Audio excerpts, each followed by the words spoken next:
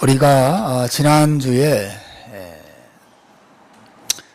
아브라함이 하나님을 믿었다 라고 하는 내용을 함께 보았죠. 아브라함이 하나님께서 자기에게 주신 약속을 믿었다 그랬어요. 하나님께서 아브라함에게 내 몸에서 날 자식이 내 상속자가 될 거야 말씀하셨어요. 아브라함이 그 사실을 믿었습니다. 그리고 그 아브라함의 자손이 하늘의 별처럼 크게 번성할 것이다 라고 말씀하셨고, 그 약속도 아브라함이 믿었다. 우리가 지난 시간에 창세기 15장 1절에서 6절까지를 함께 본 내용이죠. 그런데 오늘 우리가 본문에서 보는 것은 아브라함이 정말 하나님을 믿었는가? 아브라함이 하나님을 믿은 거 맞아? 라고 생각할 수 있는 모습을 본문에서 발견해요. 여러분 8절 한번 보시겠습니까? 여러분 여담이지만 저는 성경이 무엇을 말하는가를 설교하는 데 관심이 있어요. 여러분이 성경에 관심이 없으면 제가 설교를 들을 수가 없습니다. 홍상환 목사가 무슨 말을 하나 보냐, 이게 중요한 게 아니고 정말 그게 성경이 말하는 거 맞아? 여기에 정말 여러분이 관심을 가져야 합니다. 그래서 계속 제가 성경에 여러분의 생각을 집중시키도록 요구하는 것이죠. 그럼 제가 왜 아브라함이 하나님을 정말 믿었는가 라고 생각할 수 있다고 말하냐면 8절에 보시면 아브라함이 하나님께 이런 질문을 하죠. 주 여호와여, 내가 이 땅을 소유로 받을 것을 무엇으로 알 수 있겠습니까? 그렇게 질문합니다. 그 바로 앞에 7절에 보시면 하나님께서 아브라함에게 땅을 약속하시는 장면이 나오거든요. 아브라함아, 나는 너에게 이 땅을 소유로 주려고 너를 갈대아인의 우르에서 불러낸 사람이야. 너를 향한 너의 계획은 이 땅을 너에게 주는 거야 말씀하셨을 때 아브라함이 갑자기 그래요 하나님, 감사합니다. 제가 그 하나님 믿습니다. 하나님 신뢰합니다. 그렇게 반응하지 않고 뭐라고 말합니까? 하나님, 나에게 땅을 준다고 자꾸 하시는데 내가 이 땅을 내 소유로 받을 거라는 사실을 어떻게 알 수 있을까요? 그렇게 질문하고 있어요. 이 말이 무슨 말이죠? 하나님 진짜 주시는 거 맞아요? 하나님 정말이에요? 하나님은 내게 이 땅을 줄 거라는, 내 후손들이 이 땅을 차지할 것을 내가 어떻게 알 수 있죠? 이렇게 질문하고 있습니다. 여러분, 아브라함이 지금 구하고 있는 것은 하나님이 자식을 내게 줄지 어떻게 알 수 있죠? 그렇게 물어보는 자식에 대한 확신이 아니에요. 땅에 대한 확신을 구하고 있습니다. 우리 지난주에 본 것처럼 바로 앞에서 아브라함은 자식을 주실 것이라고 하는 자식에 대한 하나님의 약속을 믿었어요. 자식에 대해서는 더 이상 하나님 앞에 하나님 나에게 자식을 줄 때가 어떻게 알 수 있죠? 이렇게 질문하지 않습니다. 그런데 땅에 대해서 질문하고 있어요. 하나님께서 저와 후손들에게 이 땅을 줄 거라는, 내 자손들이 태어날 걸 내가 믿습니다. 그런데 그 자손들이 이 땅을 정말 차지하게 될까요? 내가 어떻게 알 수 있죠? 이렇게 질문하고 있는 것이죠. 그것은 아마도 자식을 얻는 일보다 땅을 얻는 일이 훨씬 더 어려운 일이라고 생각했기 때문일 거예요. 이 무렵에 아브라함의 나이는 아직 100세가 되기 전입니다. 우리가 뒷부분에서 보게 되겠지만 아브라함의 나이가 약 85세 정도 되었고, 아브라함과 사라의 나이 차이가 10살 정도 났기 때문에 사라는 75세 정도 된 것으로 보여져요. 그래서 이 아브라함은 하나님이 자식을 준다고 하시니까 자식을 줄 수 있겠구나. 아직 자식에 대한 희망이 여전히 남아 있어서 하나님의 그 자식에 대한 하나님의 약속을 믿을 수 있었던 것 같아요. 그러나 땅을 얻는 일은 그렇게 간단해 보이지가 않습니다. 사실 하나님께서도 땅을 차지하는 일이 굉장히 어려운 일이라는 사실을 아브라함에게 알려주고 계세요. 여러분 13절에서 16절을 보십시오. 하나님께서 아브라함의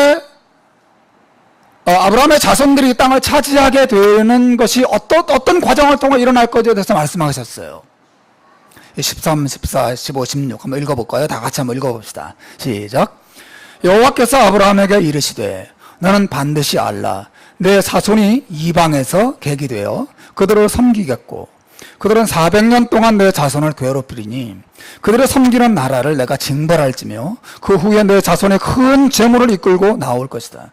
너는 장수하다가 평안히 조상에게로 돌아가 장사될 것이요 내 자손은 4대 만에 이 땅으로 돌아오리니 이는 아모리 족속의 죄가 아직 가득 차지 아니했기 때문이다. 그런 말씀을 하고 계시죠. 무슨 말이죠? 말하자면 하나님께서는 아브라함의 자손이 이 땅을 차지하게 되는 일이 400년 이상의 오랜 세월이 흐른 후에야 가능한 일이라고 말씀하셨어요. 자식을 얻는 일은 10년이나 20년 안에 가까운 미래에 일어날 수 있는 일이에요. 하지만 그 자손들이 땅을 차지하는 일은 4세기나 흘러야 합니다. 4세기, 400년 이상의 세월이 흘러야 비로소 일어날 일이에요. 여러분 얼마나 먼 미래입니까? 게다가 아브라함의 자손들이 그 땅을 차지하게 될 때까지는 많은 시련과 혼란과 장애물을 뛰어넘어야 한다고 말씀하셨어요. 아브라함의 자손들이 어떤 나라에 가서 노예살이를 하다가 해방된 후에야 약 400년 동안 그 노예살이를 하다가 다시 돌아와서 가나안 땅에 도착한 다음에 그것도 가나안 땅에 있는 사람들을 다 몰아내고 전쟁을 통해서만 이 땅을 차지하게 될 것이라고 말씀하셨어요. 여러분 어떻습니까? 오랜 세월이 흘러야만 가능한 일이었고 또 이스라엘 아브라함의 자손들이 어떤 나라에 가서 400년 동안 노예살이를 해야만 했고 우리는 이 예언이 무엇을 의미하는지 알죠? 뭐죠? 아브라함의 후손들이 이집트에 내려가서 그죠? 이집트의 바로의 지하에서 노예살이를 했던 그 사건에 대해서 하나님께서 아브라함에게 미리 예언으로 말씀해 주는 내용이죠. 노예살이도 해야 되고 그리고 그 노예살이에서 해방도 되어야 하고 다시 이 땅에 돌아와서 이 땅을 차지하고 있는 가나안 7 족속들과 싸워서 전쟁을 통해서 이 땅을 비로소 차지하게 될 것이다 라고 말씀하셨어요. 자식을 얻는 일이야.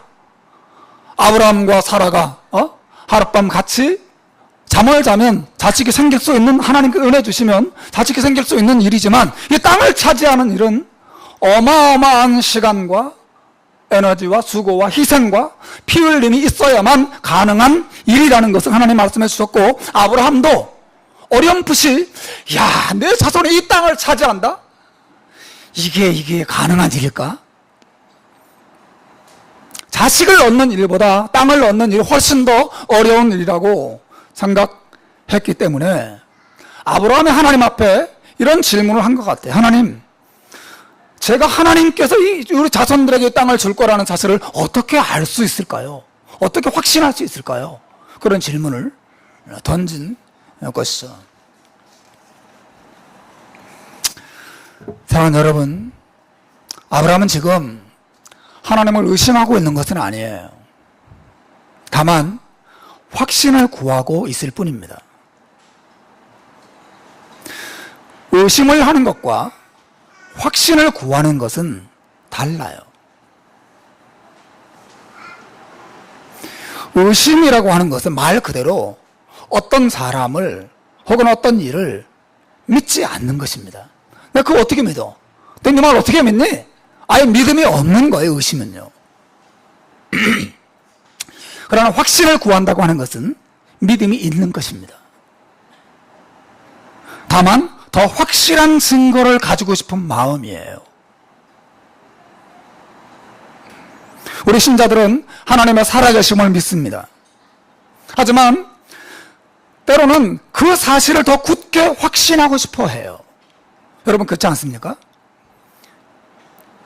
우리 신자들은 하나님의 사랑을 믿고 하나님의 나라를 사랑한다는 사실을 믿습니다. 여러분 믿습니까? 아멘 해보십시오. 여러분 믿습니까? 하나님 여러분 사랑하는 걸 믿습니까? 그렇다면 그 사랑을 확신하시나요? 라고 묻는 것도 또 다른 문제죠. 하나님의 나라를 사랑한다고 믿지만 그 사랑을 정말 크게 확신하고 싶은 마음이 우리에게 있는 것이죠. 하나님은 내 곁에 계시다는 것을 우리가 믿어요. 하지만 그 하나님께서 나를 옆에만 계시지 않고 나를 안아주시면 좋겠다는 생각을 때때로 합니다. 하나님은 내 얼굴에 입을 맞춰주면 좋겠다라고 하는 그런 더 큰 강한 확신들이 내게 임하기를 바라는 마음이 우리 신자들 안에 있습니다. 우리는 천국을 믿습니다. 하지만 그 천국이 정말 있다는 사실을 더 크게 확신하고 싶은 소원이 우리 신자들 안에 있어요. 여러분, 의심하는 것과 확신을 구하는 것은 달라요. 아브라함은 지금 의심하고 있는 것이 아니라 더 큰 확신을 요구하고 있는 것입니다. 의심하는 것은 죄예요. 하지만 확신을 구하는 것은 죄가 아닙니다. 여러분, 오늘날 신자들의 문제는 믿지 않는 데 있는 것이 아니에요. 신자들의 문제는 확신이 없는 것에 문제가 있습니다. 아니, 더 큰 문제는 확신을 구하지 않는 것이에요. 아브라함은 지금 하나님 앞에 확신을 구하고 있습니다. 하나님, 제게 확신을 주십시오. 하나님, 제가 하나님의 약속을 믿지만 뭔가 더 확실한 증거를 내가 가지고 싶어요. 내가 흔들리지 않기를 원합니다. 내가 견고하게 서기를 바라요. 내 마음에 하나님의 약속을 생각하면 기쁨이 넘쳐나기를 바랍니다. 하나님, 제게 확신을 주십시오. 내 자손들이 이 땅을 차지할 것을 내가 어떻게 알 수 있을까요? 하나님, 확신을 주십시오. 확신을 구하고 있어요. 여러분, 그러나 너무나 많은 신자들이 하나님 앞에 하나님을 믿는다고 말하면서도 그 하나님에 대한 확신을 구하지 않고 있습니다. 여러분, 확신을 구하고 계시나요? 하나님도 사랑하세요? 더 큰 확신을 주세요. 이것이 여러분의 기도 제목인가요? 하나님, 저와 함께 하시는 거 맞아요? 하나님, 제게 확신을 주세요. 여러분, 구하고 있나요? 하나님이 저를 축복하실 것을 제가 믿어요. 그러나 하나님, 정말 제 그 확신을 제게 허락해 주세요. 여러분, 그것도 구하고 있나요? 너무나 많은 신자들이 믿기는 믿지만 확신이 없는 엉거주춤한 신앙을 가진 채 살아가고 있습니다. 하지만 여러분, 하나님께서는 우리가 그저 하나님의 사랑을 믿는 것에 그치지 않고 그 사랑을 확신하기를 원하세요. 우리가 하나님의 능력을 믿는 것에 그치지 않고 그 능력을 확신하면서 살기를 원하십니다. 예수님께서 제자들에게 요한복음 16장 33절에서 말씀하세요. 내가 이것을 너희에게 이름은 너희로 내 안에서 평안을 누리게 하려 함이라. 세상에서는 너희가 혼란을 당하나 담대하라. 내가 세상을 이기었노라 하시니라. 여러분, 말씀 보십시오. 예수님의 소원이 뭐예요? 우리가 예수님의 말씀 속에서 무엇을 누리기 원한다고요? 뭐라고 그러셨죠? 이것을 내가 너희에게 말하는 것은 너희로 내 안에서 무엇을? 평안을 누리게 하려 함이라. 사랑하는 여러분, 이게 무슨 말이에요? 너희가 내 말을 그냥 믿는 것을 넘어서서 그 믿음이 확신이 되어서 그 확신 때문에 평안이 오기를 바란다고 말씀하신 거죠. 여러분, 확신이 없이는 평안이 없습니다.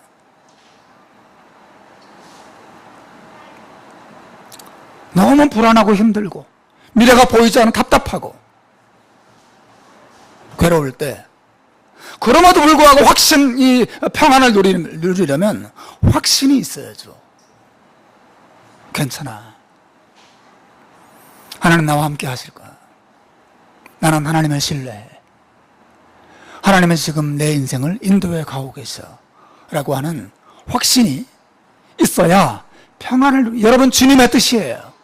내가 이것을 너희들에게 말하는 것은 너희로 내 안에서 평안을 누리게 하려면, 나는 너희가 이 사실을 확신하기를 바란다고 말씀하시는 거죠.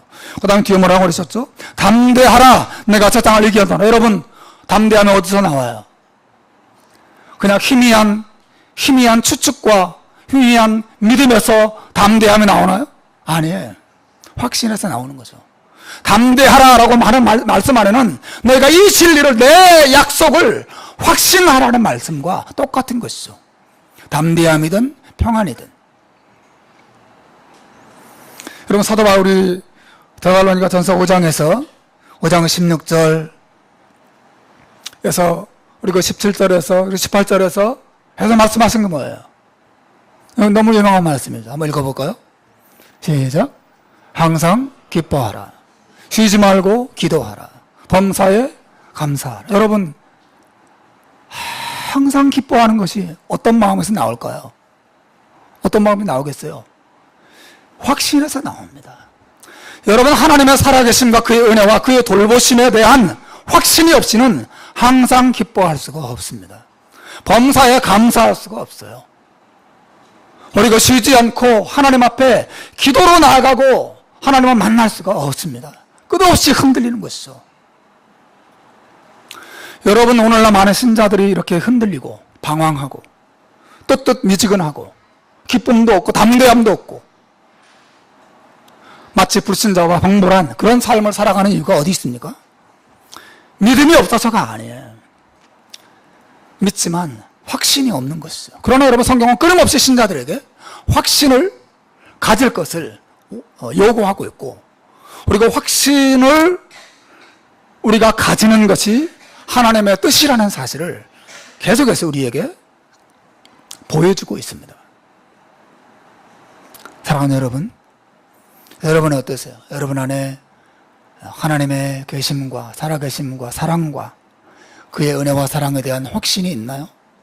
그리고 기뻐하고 담대하고 평안하고 감사하고 그런 마음이 여러분 안에 있습니까? 아니, 더 돌려 말하면 아브라함처럼 확신을 구하고 계시나요? 사랑하는 여러분, 하나님 앞에 확신을 구하시기를 주님의 이름으로 축원합니다. 하나님, 보여주십시오. 하나님, 알게 해주십시오. 제가 흔들리지 않게 해주십시오. 제가 확신하고 담대하게 해주십시오. 하나님 앞에 아브라함처럼 확신을 구하고 그 확신을 소유하게 되기를 주님의 이름으로 축원합니다. 여러분, 하나님께서 확신을 요구하는 아브라함을 위해서 어떤 일을 하십니까?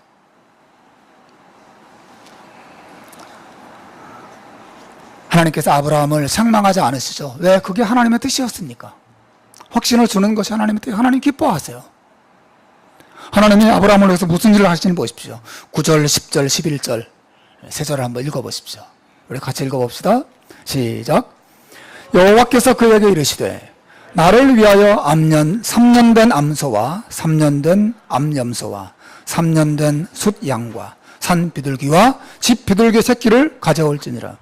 아브라함이 그 모든 것을 가져다가 그 중간을 쪼개고 그 쪼갠 것을 마주 대하여 놓고 그 새는 쪼개지 아니하였으며 솔개가 그 사체 위에 내릴 때에는 아브라함이 쫓았다 하는 말씀이 나오고 있어요. 여러분, 지금 하나님 무슨 말? 하나님께서 아브라함이 하나님 앞에 하나님, 이 땅을 차지할 줄을, 내 자손들이 차지할 줄을 내가 어떻게 할 수 있을까요? 내가 확신을 달라고 요구했을 때 하나님이 아주 뜬금없는 행동을 하고 계세요. 아브라함아, 짐승들을 가지고 오너라. 3년 된 암소와 암염소와 숫양과 산 비둘기와 집 비둘기 새끼들을 잡아서 내게로 가져오너라. 아브라함이 그 새끼들을, 짐승들을 가져와서는 갑자기 아브라함도 이상한 행동을 합니다. 그 짐승들을 반으로 쪼개고 반을 이 짐승 사체 둘을 반으로 딱 쪼갠 다음에 서로 마주 대해 놓았다 그랬어요. 이게 지금 하나님은 무엇을 말씀하신 거고 아브라함이 지금 무슨 행동을 하고 있는, 갑자기 확신 얘기하다가 뭐 짐승이 나오고 막 짐승 쪼개는 이야기가 나옵니다. 여러분, 이 행동은 고대 사회에서 부족과 부족이 혹은 나라와 나라가 서로 조약을 체결하는 방식을 잘 보여줘요. 여러분, 우리 대한민국의 혈맹 누구죠? 어느 나라죠? 네. 어느 나라예요? 일본인가요? 네. 미국이죠. 미국. 대한민국과 미국은 혈맹이라고 불려집니다. 서로 이 나라와 나라가 서로 손을 잡고 서로 친하게 지내고 서로 돕고, 우리나라가 전쟁이 나면 저거 도와주고, 또 저쪽 나라가 위기에 처하면 우리도 같이 동참하는 그런 혈맹의 관계를 맺죠. 그런 관계를 맺을 때 일반적으로는 어떻게 합니까? 요즘은 각국의 그 나라의 정상들이 만나서 정상회담을 하고 외교 문서에 사인을 하고 외교 문서를 주고받고 악수를 하고 사진을 찍고 만찬을 하고 뭐 그렇게 하지 않습니까? 그렇게 조약을 일반적으로 맺죠. 근데 고대 사회에서는 그런 방식으로 부족들 간에 혹은 나라들 간에 조약을 맺지 않았어요. 고대에는 어떻게 했냐면 짐승들을 끌고 와서 짐승을 절반을 딱 쪼갰습니다. 그리고는 피가 줄줄줄줄 나는 그 짐승을 어떻게 했냐면 길 양편에 짐승들을 쫙 늘어놨어요. 그리고 절반은 이쪽에 절반은 이쪽. 그리고 짐승과 짐승 사이를 언약을 맺는, 계약을 맺고 조약을 맺는 두 당사자가 이 짐승 사이를 지나갔습니다. 무엇을 의미하냐면 우리 둘 중 한 사람이라도 이 약속을 어기고 배반한다면 이 짐승처럼 쪼개질 것이다 라고 하는 것을 맹세하는 그런 의미를 가졌어요.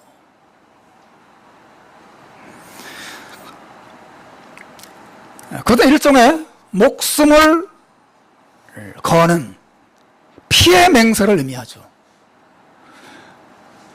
어떤 일에 대한 분명한 맹세를 할 때 짐승을 쪼개두고 그 약속을 한 두 당사자가 짐승 사이를 지나가면서 내가 약속을 어기면 이 짐승처럼 쪼개져도 좋다, 내 목숨을 건다 라고 하는 것을 그런 방식으로 표현했다라고 하는 거죠. 일종의 목숨을 건 피해 명세죠. 여러분, 오늘 본문에 보시면 하나님께서도 그 쪼갠 고기 사이를 지나가는 장면이 나와요. 앞으로 돌아가서 17절부터 21절까지를 보십시오. 여러분, 성경을 보셔야 됩니다. 그 성경을 보고 이 성경이 무엇을 말하고 있는 것을 알아야 돼요. 여러분, 내 생각과 내 말에 대해서 아무리 많이 알아도 아무 소용도, 여러분에게 아무 도움도 안 돼요. 책 한 권 읽으면 끝납니다. 그러나 성경이 무엇을 우리에게 말하고 있는 가 관심 가지셔야 돼요. 여러분, 17절로 21절을 보십시오. 여러분, 같이 읽어봅시다. 시작. 해가 져서 어두울 때에 연기 나는 화로가 보이며 타는 횃불이 쪼갠 고기 사이로 지나더라. 그날에 여호와께서 아브라함과 더불어 언약을 세워 이르시되 내가 이 땅을 애굽 강가에서부터 큰 강 유브라데까지 내 자손에게 주노니 곧 겐 족속과 그니스 족속과 간몬 족속과 헷 족속과 브리스 족속과 르바 족속과 아모리 족속과 가나안 족속과 기르가스 족속과 여부스 족속의 땅이니라 라고 말씀하고 계시는 거죠. 여러분, 아브라함이 깊이 잠들고 그 꿈속에서 환상 가운데 무엇인가 타는 횃불이 쪼갠 고기 사이로 지나가는 장면을 보았어요. 그 횃불이 누구를 의미합니까? 하나님을 의미하는 거죠. 하나님께서 쪼갠 고기 사이로 지나가고 계셔요. 그러면서 언약을 세우십니다. 맹세하십니다. 내가 이 땅을 너와 너의 후손들에게 내가 줄 것을 엄숙히 맹세하노라. 하나님께서 지금 맹세하시고 조약을 체결하시고 언약하고 계시는 것이죠. 아브라함아, 내가 내 자손에게 이 땅을 줄 것을 맹세한다. 내가 만약에 이 약속을 지키지 않는다면 이 짐승처럼 내가 쪼개져도 좋다고 하나님 말씀하시는 거예요. 내 생명을 걸고 너에게 약속하마. 나는 반드시 약속을 지킬 거야. 확신을 요구하는 아브라함 앞에 하나님께서 아브라함이 잘 아는 방식으로, 아브라함이 잘 이해할 수 있는 방식으로, 왜 고대 사회는 늘 이런 방식으로 맹세를 했습니까? 무슨 말인지 아시겠죠? 아브라함이 하나님은 지금 무슨 일을 하고 계시는구나, 잘 이해할 수 있는 방식으로 약속에 대한 하나님의 맹세를 하고 계시는 것이죠. 하나님께서 아브라함에게 자신의 목숨을 걸고 맹세하십니다. 그리고 그 약속이라고 하는 문서, 이 땅을 너의 자손에게 주겠다고 하는 그 약속 문서에 하나님이 이 손가락을 깨물고 혈서를 쓰고 계시는 것과 사실은 똑같은 것이죠. 내가 맹세한다. 내 목숨을 거마.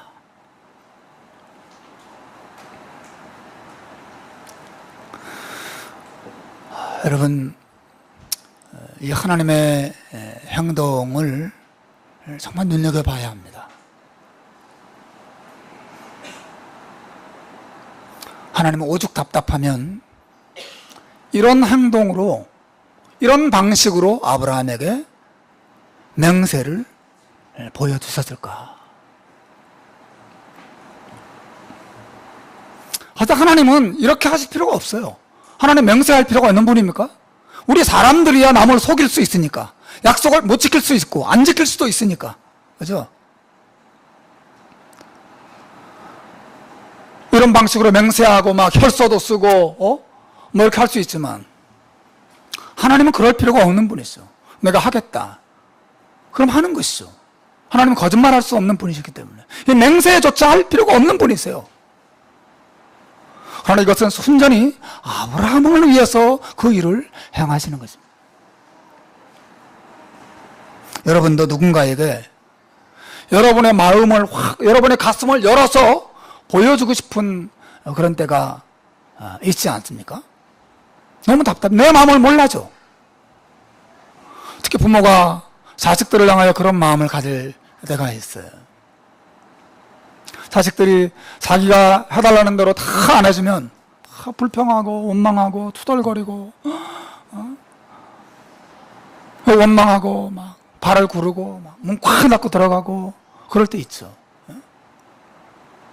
그런데 부모의 마음이 어때요? 저놈의 자식, 내 마음도 모르고 내가 지를 얼마나 사랑하는데, 내가 이 자기를 위해서 얼마나 크고 놀라운 계획을 가지고 있는지 저런 자식이 그렇게 모를까? 내 가슴이라도 찢어서 보여주고 싶은 그런 마음이 부모에게 들 때가 있잖아요. 하나님께서 아브라함에게 내가 이 땅을 주겠다라고 말했을 때도 아브라함이 하나님, 좀 더 큰 맹세, 좀 더 분명한 확신 없을까요? 내가 정말 이 사실 믿긴 믿지만 더 큰 확신을 가지고 싶어요. 하나님이 아브라함의 그 요구에 대해서 가슴을 찢고 마음을 열고, 이게 너희를 향한 내 마음이야, 내 목숨을 걸고 내가 이걸 맹세하마. 피로써 내가 약속을 지키지 않으면 나 하나님이 죽어도 좋다라고 말하는 것과 사실은 똑같은 것이죠. 하나님은 죽으실 수 있어요? 하나님은 죽을 수 없는 분이시죠. 내가 내 모든 존재가 소멸되어도 좋다, 내가 약속을 반드시 지킨다 라고 하는 것을 하나님이 굉장히 엄숙하게 선언하시고 맹세하시는 것이고, 이것은 아브라함을 향한 하나님의 사랑과 아브라함에게 축복하고자 하시는 하나님의 이 열심이 얼마나 뜨거운 것이었는가를 잘 보여주고 있는 것이죠. 아브라함이 하나님의 그 마음을 알기를 원하셨어요. 그리고 그 마음을 알고 확신하기를 원했습니다. 그리고 두려워하지 않고 흔들리지 않기를 바라는 마음이 하나님 안에 있었던 것이죠. 여러분이 맹세가 얼마나 엄청난 것이었는가를 생각할 때 이걸 생각해야 돼요. 여러분, 우리는 이 쪼갠 짐승들 사이를 아브라함과 하나님, 이 두 사람 모두 함께 지나가지 않았다는 것을 생각하셔야 돼요. 쪼갠 짐승 사이를 누가 지나갔어요? 아브라함은 지나가지 않습니다. 원래는 조약 당사자 둘이 같이 지나가야 돼요. 그래야 계약이 성사가 되거든요. 그런데 오늘 보면 이 약속을 보면 하나님 홀로 지나갔습니다. 여러분, 이것은 무엇을 의미하는지 아십니까? 이것은 이 약속을 지키는 책임을 하나님 홀로 다 지겠다고 하는 것을 의미하는 거예요. 다시 말하면 내가 반드시 너를 사랑하고 너를 축복하고 너와 함께하고 너의 자손들을 내가 축복할 것인데, 축복할 것이라고 하는 그 약속을 하시는데 그 약속 문서에 하나님 혼자 사인을 하신 것입니다. 원래 아브라함도 같이 해야 돼요. 하나님 혼자 거기에 사인하셨어요. 그 말은 이 약속을 이루어야 하는 책임이 나에게만 있다고 하는 말씀하신, 하나님의 자신에게만 있다고 말씀하신 거예요. 다시 말하면 아브라함이 하나님께 불순종하고 하나님께 성실하지 못한다 하더라도 아브라함을 포기하거나 아브라함을 축복하고자 하는 하나님의 계획을 중단하지 않겠다고 말씀하시는 것과 똑같은 거예요. 원래는 어때요? 둘이 같이 지나가면 어떻습니까? 하나님도 이 약속을 지키기 위해서 아브라함에게 충성해야 되지만, 성실하셔야 되지만, 아브라함도 이 약속을 지나갔으니까 어때요? 하나님께 충성을 다해야 되고 하나님을 신뢰해야 되고 하나님께 순종해야 되는 거예요. 약속이 그렇지 않으면 어느 한쪽이라도 약속을 어기면 어떻게 되겠어요? 약속은 깨지는 것입니다. 근데 아브라함이 지나가지 않았어요. 하나님 혼자 지나갔습니다. 아브라함이 이것을 어겨도 이 약속은 깨지지 않는 거예요. 오직 하나님 홀로 이 약속을 다 지키겠다는 것입니다. 네가 나를 버려도, 네가 나를 잊어버려도, 네가 나를 포기해도 나는 너를 포기하지 않을 것이고, 나는 약속을 잊어버리지 않을 것이고, 네가 약속을 이룰 수 없는 상황에 떨어지더라도 나 홀로 약속을 이루겠다고 하시는 것을 하나님 말씀해 주신 것이죠. 그러므로 여러분, 아무도 약속을 깨뜨릴 수가 없게 되었어요. 아브라함도 약속을 깨뜨릴 수 없습니다. 왜? 아브라함의 불순종이 있어도 이 약속은 깨지지 않아요. 아브라함의 큰 죄를 짓고 하나님 앞에 정말 악한 일을 했다 하더라도 이 약속은, 이 아브라함을 향한 하나님의 사랑과 축복의 약속은 결코 깨지지 않습니다. 왜? 아브라함은 거기서 서명한 적이 없거든요. 하나님 홀로 서명하셨어요. 홀로 지나가셨습니다. 내가 너와 상관이 없이, 네 모습과 상관이 없이, 너의 삶과 상관이 없이 너를 향한 나의 사랑과 나의 축복은 영원히 내가 보장한다 라고 말씀하신 것과 똑같은 것이죠. 사랑하는 여러분, 이것이 아브라함이 자기 인생이 얼마나 안전한지를 확신할 수 있는 근거가 되었어요. 나와 내 자손이 이 땅을 차지하고 하나님의 사랑을 받고 하나님께 복을 받을 것을 무엇을 통하여 확신하고 무엇을 통하여 그 속에서 평안을 누릴 수 있었을까요? 내가 돈을 많이 벌어서 내 자손들에게 이 수많은 돈을 물려주면 그 자손들이 그 돈을 가지고 종잣돈 삼아서 돈 떼부자가 되어서 이 땅을 차지하게 될 것이다. 그것이 그의 근거였나요? 그렇지 않습니다. 나의 자손이 이 땅을 차지하고 하나님의 사랑과 하나님의 축복을 받을 것에 대한 분명한 근거, 그래도 평안을 누리고 기뻐할 수 있는 근거가 어디에 있었어요? 바로 하나님의 약속에 있었습니다. 아브라함은 그렇게 마음이 불안할 때마다, 삶이 흔들리고 삶이 어두워질 때마다 뭘 했겠어요? 하나님께서 쪼개진 짐승 사이를 지나가시면서 하나님이 자기 목숨을 걸고 맹세했던 그 약속을 기억했을 것이고,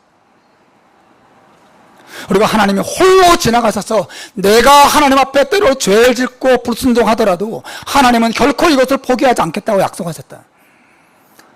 이 사실 안에서 아브라함은 큰 위로와 평안을 누릴 수 있었을 것입니다.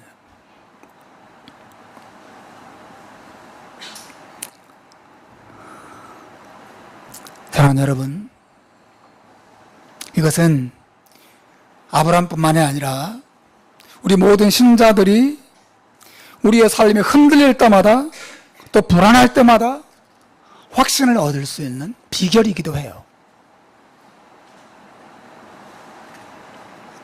여러분, 아브라함을 위해서 쪼개진 짐승 사이를 지나가신 하나님께서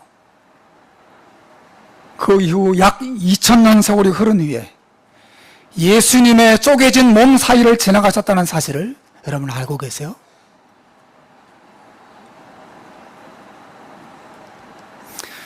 여러분, 예수님의 십자가는 하나님께서 우리에게 영원한 용서와 영원한 사랑을 맹세하시려고 자기 아들의 몸을 쪼개신 사건이에요. 아브라함에게는 맹세하시려고 짐승을 쪼개라고 하셨지만 우리에게 하나님의 사랑과 하나님의 용서와 하나님의 축복을 맹세하시려고 자기 아들의 몸을 십자가에서 쪼개셨어요.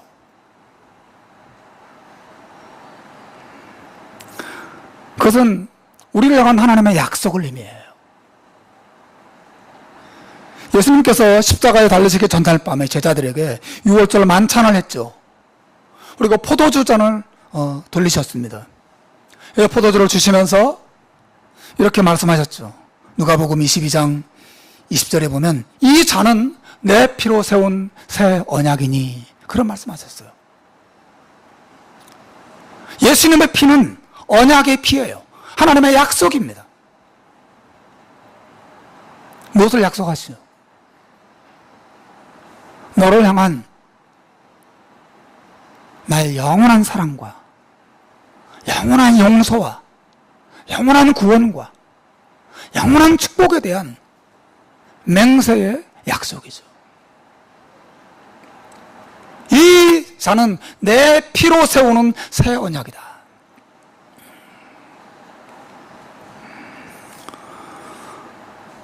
예, 아브라함에게 나오는 이 쪼개진 짐승의 이야기는 사실은 십자가의 이야기를 잘 보여주는 것이에요.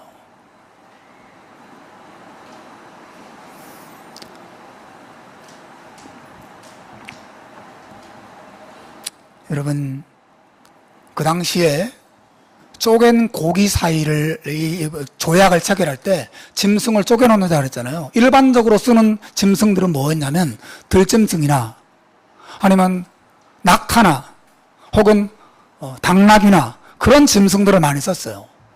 근데 오늘 본문에 보시면 하나님이 아브라함에게 가져와서 쪼개야 할 짐승이 어떤 종류인지를 구체적으로 지목해 주십니다. 아무 짐승이라 끌어와라 이렇게 하지 않으세요. 뭐라고 하셨죠? 3년 된 암소와 3년 된 암염소와 3년 된 숫양과 산 비둘기와 집 비둘기 새끼, 하나님은 딱 지목하셨어요. 왜 이렇게 하셨죠? 이 짐승들은 나중에 레위기에 넘어가면 제사에 쓰여지는 짐승들이라는 걸 알 수 있어요. 하나님 앞에 속죄의 제물로 바쳐주는 짐승이에요. 그 짐승을 쪼개시고 하나님 홀로 지나가시면서 내가 너를 사랑할 것이고 내가 너를 용서하고 내가 너를 구원하고 내가 너를 축복할 것이고 너의 자손으로 하여금 이 땅을 차지하게 할 것을 하나님이 맹세하고 계시는데, 이것은 훗날 하나님께서 예수 그리스도의 몸을 십자가에서 우리를 위해서 제물로 쪼개시면서 그 피로 우리를 향한 하나님의 사랑과 영원한 축복을 약속해 주시는 것을 잘 보여주고 있는 것이죠. 여러분, 아브라함과 약속을 세우실 때도 하나님 홀로 그 쪼개는 고기 사이를 지나갔듯이 예수님의 십자가에 쪼개어주신 몸 사이를 지나가신 분도 하나님 홀로 지나가신 거예요. 다시 말하면 우리를 향한 하나님의 용서와 우리를 향한 하나님의 구원과 축복이 우리의 순종 여부와 상관이 없이 무조건적으로 이루어지도록 하셨다는 것을 잘 보여주는 거예요. 우리도 함께 십자가를 하나님과 함께 지나갔다면 어떻게 될까요? 내가 너를 사랑하고 용서하는데 너도 조건적으로 이 약속을 지켜야 돼. 너 죄 안 짓고 순종하고 하나님 말씀대로 살아야 내가 너를 용서해주고 구원해주고 너를 축복할 거야. 왜 너 약속했잖아, 여기. 십자가 약속, 너의 약속이기도 한 거야. 나도 약속을 지킬게, 너도 약속 지켜. 그렇게 해야 되겠죠. 그러나 우리를 향한 하나님의 사랑과 용서와 구원과 축복의 약속은 하나님 홀로 지나가신 것이에요. 우리의 순종과 상관이 없이, 우리 끊임없이 불순종하고 끊임없이 죄를 짓고 끊임없이 넘어지고, 그래서 하나님의 축복과 사랑을 받기에 자격이 없는 사람임에도 불구하고 우리가 그래도 하나님은 나를 사랑하시고 나를 축복할 거라고 믿는 그 믿음의 근거가 어디 있죠? 하나님 홀로 이 약속을 하셨고 하나님 홀로 약속을 책임지시고 이루시는 분이기 때문에 우리가 믿을 수가 있는 것이고 확신할 수가 있는 것이죠. 우리가 이것을 가리켜서 은혜라고 불러요. 은혜. 하나님 얼마나 은혜로운 분인지를 보여주고 있어요. 여러분, 에베소서 2장 8절과 9절 말씀을 한번 소리내서 읽어봅시다. 읽읍시다. 시작. 너희가 그 은혜에 의하여 믿음으로 말미암아 구원을 받았나니 이것이 너희에게서 난 것이 아니요 하나님의 선물이라. 행위에서 난 것이 아니니. 사랑하는 여러분, 우리를 향한 하나님의 사랑과 우리를 향한 하나님의 축복의 계획을 누가 깨뜨릴 수 있겠어요? 여러분도 깨뜨릴 수가 없어요. 여러분 그거 아세요? 여러분의 불순종도 여러분을 향한 하나님의 사랑과 축복의 약속을, 계획을 무효화시킬 수가 없습니다. 그것은 하나님 홀로 지나가셨기 때문에 그렇습니다. 하나님의 선물로, 하나님의 은혜로 우리에게 주어지는 것이에요. 그러므로 이것은 여러분, 우리를 향한 하나님의 사랑과 용서와 축복의 이 계획은 이런 하나님의 영원한 사랑에 의해서 보호되고 있고 하나님의 영원한 능력에 의해서 보호되고 있고 누구도 깨뜨릴 수가 없어요. 여러분, 제가 오늘 설교 큰 주제는 뭐예요? 확신이라고 하는 것입니다. 아브라함은 하나님 앞에 하나님이 나와 내 자손을 축복하셔서 이 땅을 줄 것을 내가 어떻게 확신할 수 있을까요? 그랬을 때 하나님이 쪼갠 고기 사이를 지나가시는 장면을 보여주시면서 내 목숨을 걸고 맹세한다. 그리고 이 약속은 너와 아무 상관없이 나 홀로 이룰 거야 라는 말로 확신을 보여주셨어요. 확신하게 하셨어요. 은혜의 하나님을 의지하게 했어요. 우리도 마찬가지예요. 여러분, 우리가 흔들릴 때 하나님은 정말 나를 사랑하실까? 하나님 정말 나와 함께 하실까? 하나님 나를 축복하실까? 내 미래가 정말 하나님의 손안에 의해서 보호되고 있는 것인가? 의심스럽고 그리고 불안하고 답답해지고 흔들릴 때 우리가 그때도 예스라고 말하고 확신 있게 담대하게 말할 수 있는 근거가 어디 있습니까? 예수님의 십자가에 나타난 하나님의 목숨을 건 맹세와 거기 나타난 하나님의 영원한 은혜의 무조건적인 약속을 바라보는 거죠. 누구도 그것을 깨뜨릴 수 없습니다. 이것이 신자의 믿음이에요. 이런 은혜의 하나님은 구약에만 나오는 것도 아니고 신약에만 나오는 것도 아니에요. 성경의 하나님은 구약이나 신약이나 동일하신 하나님이에요. 여기 보십시오. 동일하신 하나님이에요.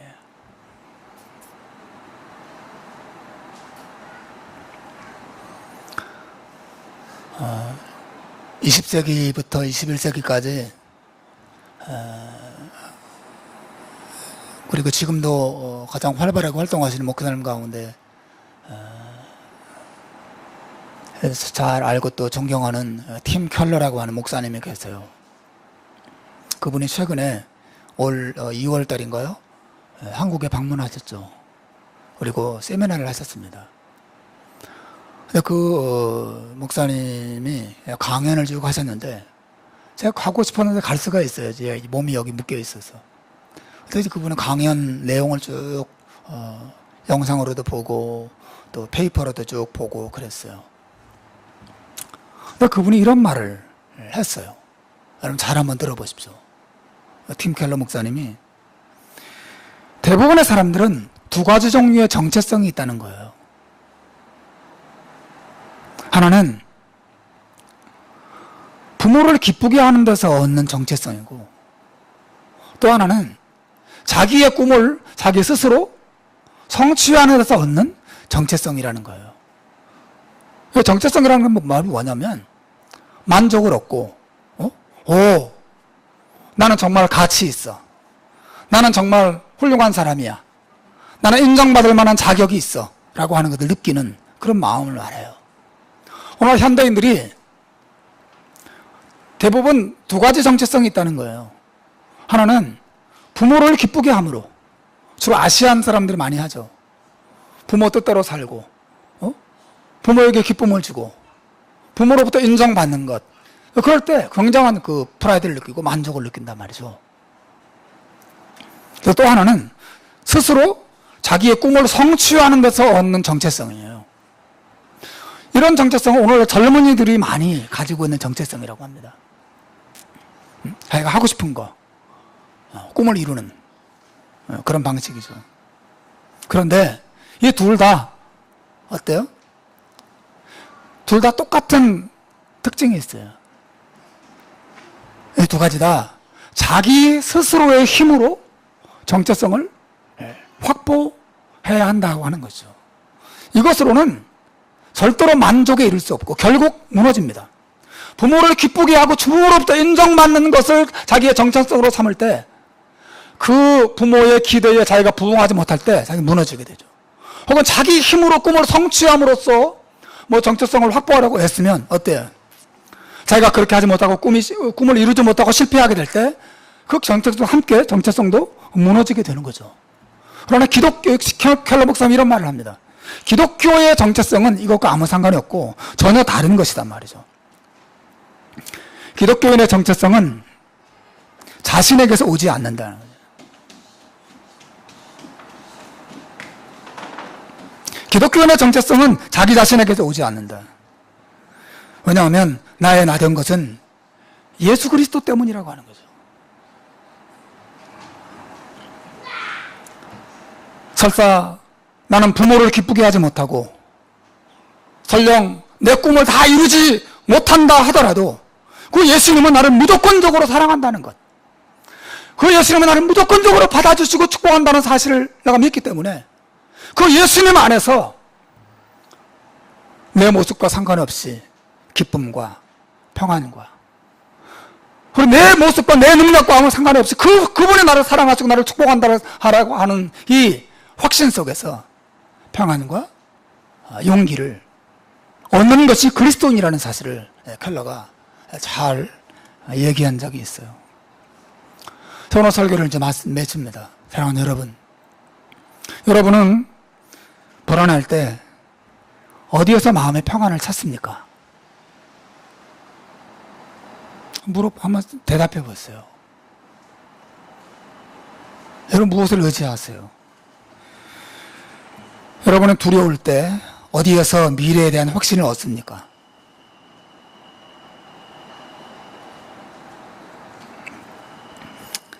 여러분의 인생이 배라면 어디에 닻을 내리고 있죠?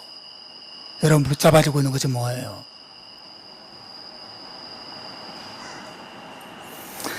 여러분, 하나님께서는 아브라함에게 하나님 얼마나 사랑이 많으시고 또 은혜로운 분인가를 잘 보여주셨어요. 그리고 2000년 전 십자가를 통해서 우리를 향한 하나님의 사랑과 은혜가 얼마나 영원한 것인지 조건 없는 것인지 잘 보여주셨어요. 아브라함도 확신을 얻기 위해서 이 하나님의 맹세, 하나님의 은혜로운 맹세를 바라봤듯이 우리도 사실은 우리를 위하여 세상에 오시고 십자가에 자기 몸을 내어주신 하나님의 아들을 바라보는 것으로 그 속에서 인생의 미래와 평안과 담대함들을 얻을 수 있어야 합니다. 이것이 신자예요. 찬송가 456장에는 거친 세상에서 실패하거든 이라고 하는 제목의 찬송가가 있어요. 근데 그 찬송가 원래 제목은 이런 거예요. Have you failed in your life of your storm-tossed life? 이렇게 돼 있어요. 이게 무슨 말이냐면 거센 폭풍으로 요동치는 인생 속에서 실패하셨습니까? 그런 말이죠. 근데 그 질문에 대해서 이 작사가가 여러 대답을 주거든요. 2절에는 이런 질문을 해요. 당신은 지금 어둠 속을 걸어가고 있습니까? 3절은 당신은 죽음에서 부활하신 주님을 따르고 싶은 마음이 있나요? 또 4절은 당신의 죄의 짐이 너무 무겁습니까? 이런 질문도 해요. 당신은 실패하셨습니까? 당신은 어둠 속을 걸어가고 있습니까? 당신은 죽음에서 부활하고 싶어요? 당신은 죄의 짐이 너무 많고 무거워서 힘듭니까? 이런 질문을 계속합니다. 그리고 나서 이 모든 질문에 대해서 작사자가 딱 한 가지로 대답합니다. 해결책. Place your hand in the nail-scarred hand. Place your hand in the nail-scarred hand. 그분의 못자국 난 손에 당신의 손을 넣으십시오. 우리나라 가사에는 그분의 손에 난 못자국을 만드십시오. 사랑하는 여러분, 우리가 힘들고 불안하고 답답하고 흔들릴 때 하나님 나를 사랑하시고 나와 함께한다는 사실을 확신할 수 있는 비결은 다른 데 있지 않습니다. 우리의 손을 나를 위하여 정말 세상에 오신 하나님의 아들과 그분의 손에 난 십자가의 상처와 그분의 죽음과 거기에 나타난 하나님의 영원한 사랑을 바라보고 생각하고 우리에게 적용하는 것이 신자들이 이 불안하고 힘든 어두운 세상에서 확신과 담대함을 얻을 수 있는 유일한 비결이라고 말해주고 있습니다. 성경이 이런 메시지를 믿지 않으면 우리는 설 수 없어요. 우리는 믿음을 가져야 합니다. 다른 데서 여러분의 평안의 확신을 찾지 말고 예수님과 그의 은혜와 사랑에서 이 평안을 찾으시기를 주님의 이름으로 축원합니다. 기도하겠습니다. 하나님 아버지 감사합니다.